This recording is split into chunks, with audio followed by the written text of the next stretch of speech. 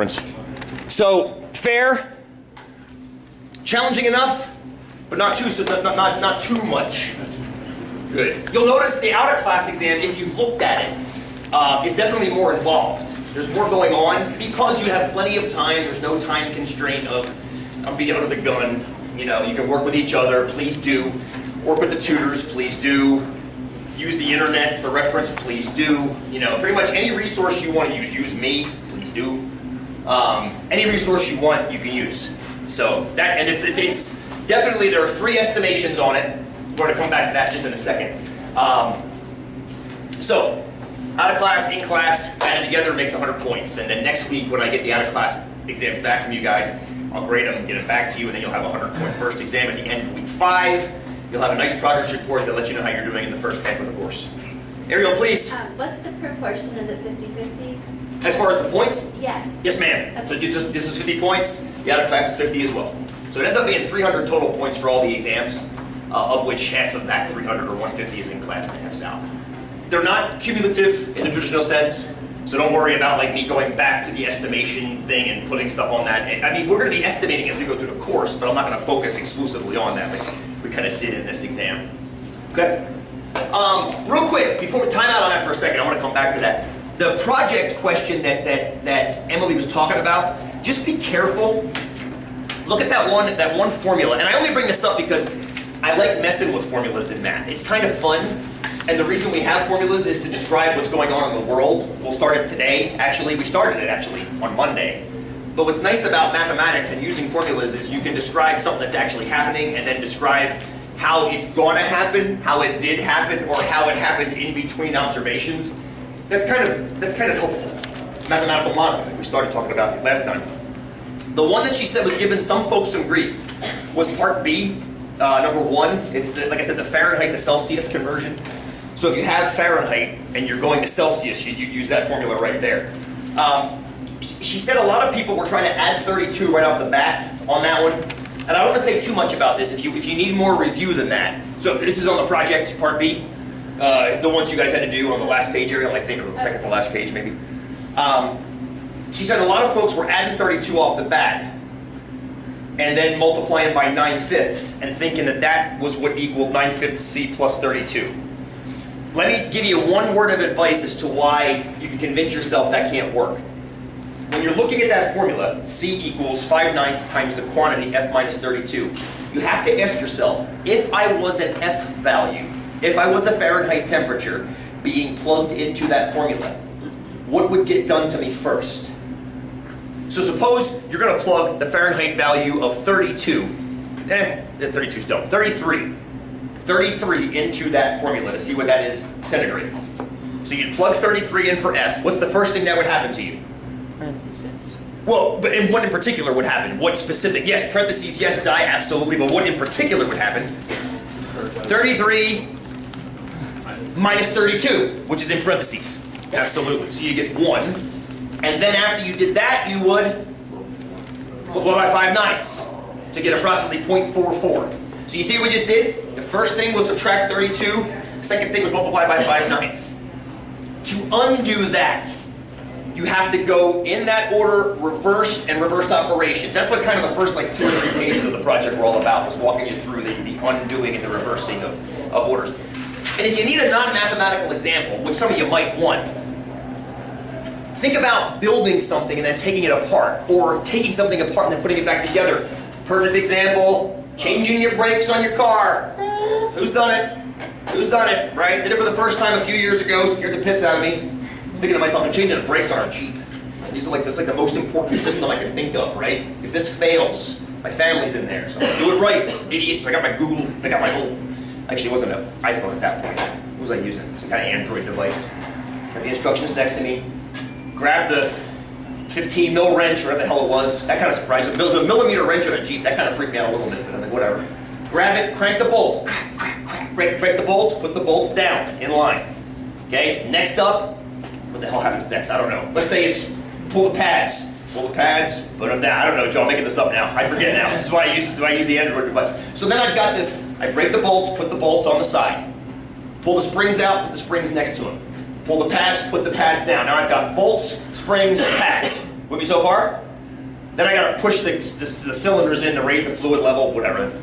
Then, if I'm gonna put the new pads in, and I'm curious about the order I've gotta do things, I look at the line. Bolt springs, pads.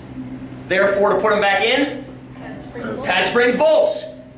And if I took the pads out in the first place, I'm going to put the pads in the next place. If I took the springs out in the first place, I have to put the springs back in. If I lefty-loosied the bolts on the way out, I have to righty-tighty the bolts in. Everything works like this. When you're deconstructing or constructing something, whether it's mathematics, whether it's changing your brakes, whether it's building the Endor set in Star Wars Legos, which me and my son are doing right now. It's all like that.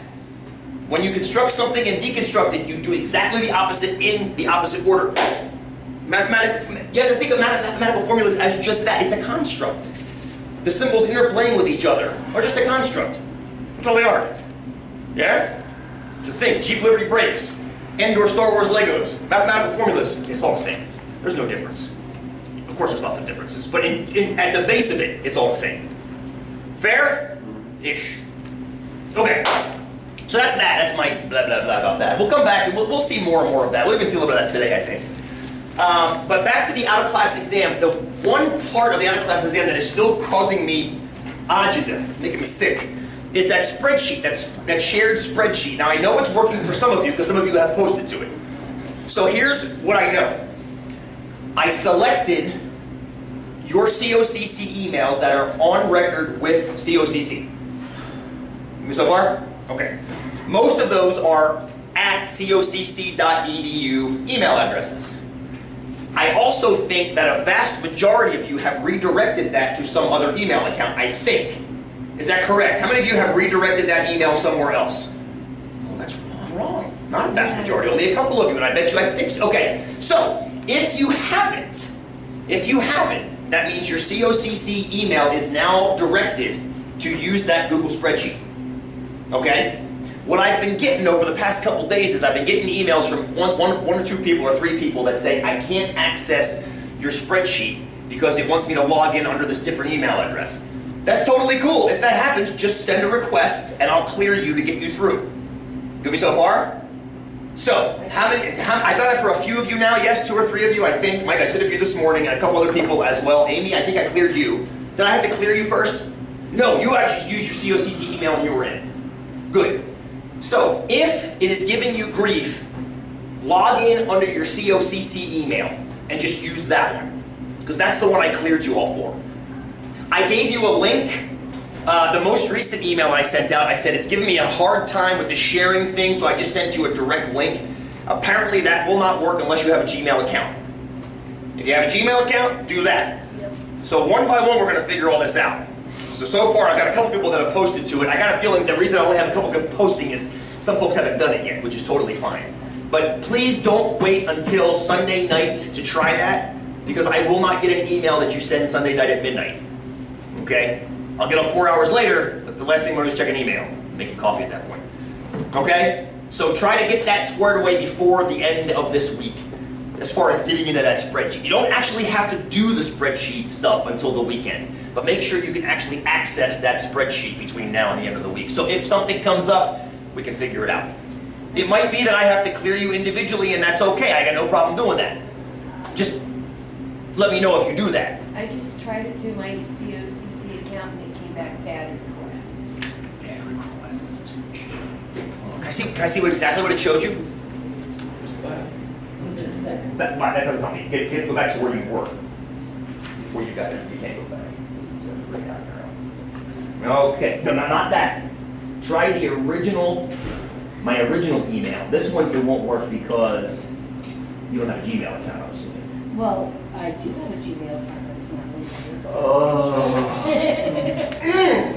Sean. Thank you, technology. Mike, go. Is there a possibility that if you're running a Gmail or Google account in the background that would affect it? It could, but I would imagine it would only be if you have multiple ones. Okay. If you're logged into your Google account and you try to open a Google, well, unless it didn't share it with that Google account. Son of a bitch. What if the CIS instructors have the same problem when they try to share stuff? No. Bad requests? We're getting bad requests somewhere else too? We're such bad. Okay, so do this for me. Do this for me, because this is a new error that I wasn't, what's that, Andrew? You're asking if CIS teachers have The same problem? No, they just make you sign up for a Google account. Oh, maybe they just do that at the beginning of the class. Make you all get a Gmail account. Well, I won't do that now.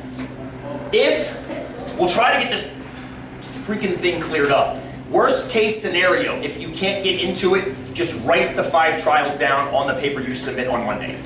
That makes sense?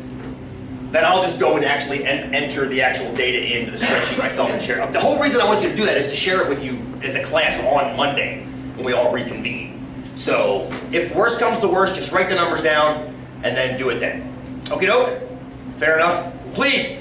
Yeah, mine says you need permission. I said please give me or something. And that'll come to me. And it says your request for access has been sent. You will receive an email if and when the owner. Yes. And I will do that to you, Kyle, as soon. Actually, while you guys are working, I'll do it so you'll actually have access momentarily.